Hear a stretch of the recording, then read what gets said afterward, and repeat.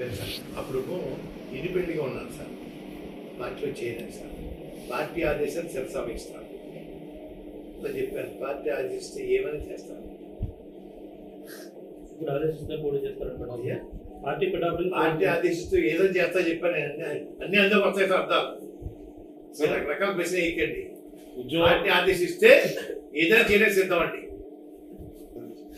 మామూలు అవమానం కాదు సార్. రాయబారం చేశారు సార్, వస్తారు సార్, వెల్కమ్ సార్, వెల్కమ్ చెప్తారు, ఆహ్వానిస్తారు చెప్పారు. మళ్ళా వచ్చేసి జనవరి 20 తారీఖులోపు వస్తున్నారండి. లేదు అయ్యో చెల్లిస్తున్నాం వస్తున్నారు. 23 వచ్చేసారండి. 24, 25 ఏమంటే వచ్చేసి ఫోన్ చేసి సార్ మీకు నాకు ఉన్న స్నేహం చెడిపోకూడదు. 93లో సార్ 6,000 మందికి వంటలు ఇచ్చేస్తారు.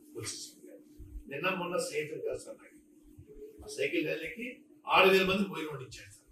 అప్పుడైతే మా చేత వచ్చే నమస్కారం సార్ సీన్ గారు, రాబోతే నమస్కారం. వాళ్ళ పర్మిషన్ కావాలి వాళ్ళకి, వచ్చి ఉండవు చెప్పడం జరిగింది సార్. అదిగో ఇదిగో అదిగో ఇదిగో చెప్పేసి నేను అన్నాను సార్.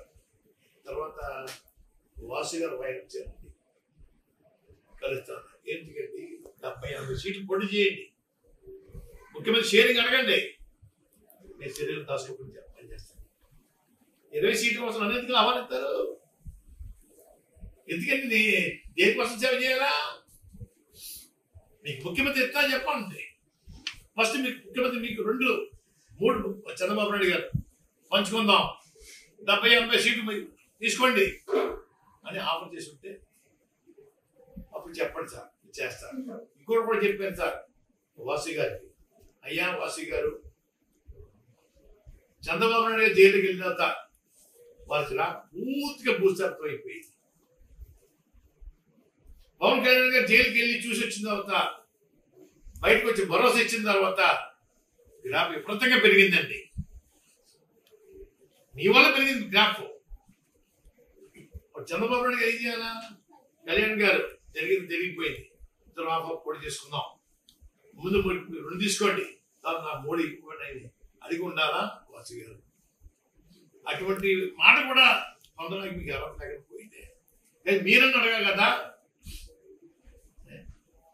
నేను 20 మంది కోసం ఏం చేస్తారు సార్ సర్వీస్? అలాగే బీజేపీ వారికి చేస్తారు. విధిరెడ్డిగా వస్తారనుకుంటే బీజేపీ నుంచి ఫోన్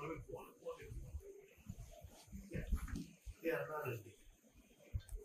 నాకు మా అబ్బాయికి మంచి పదవులు ఇవ్వద్దు, మా కుటుంబం కోసం కాదు. మీరు 170 సీట్లు పోటీ చేస్తే చెప్పండి, నేను పనిచేస్తాను. 170 సీట్లకి మంచి హైప్ రావాలంటే చెప్పండి, నేను చెప్తాను. 3 ఒకటి స్టీల్ ప్లాంట్ ప్రభుత్వం అదే ఉంచుకుంటామని చెప్పండి. 2 పెంచకపోతే చెప్పండి.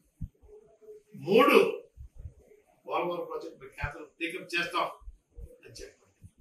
అది కూడా ప్రధానమంత్రి గారు, హోమ్ మినిస్టర్ అమిత్ షా గారు అందరూ వచ్చి బయటకు చెప్పండి.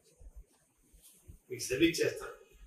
5 సీట్ల కోసం 6 సీట్ల కోసం మీరు త్యాగం చేయకండి, నన్ను లాక్కండి రోడ్డు మీద.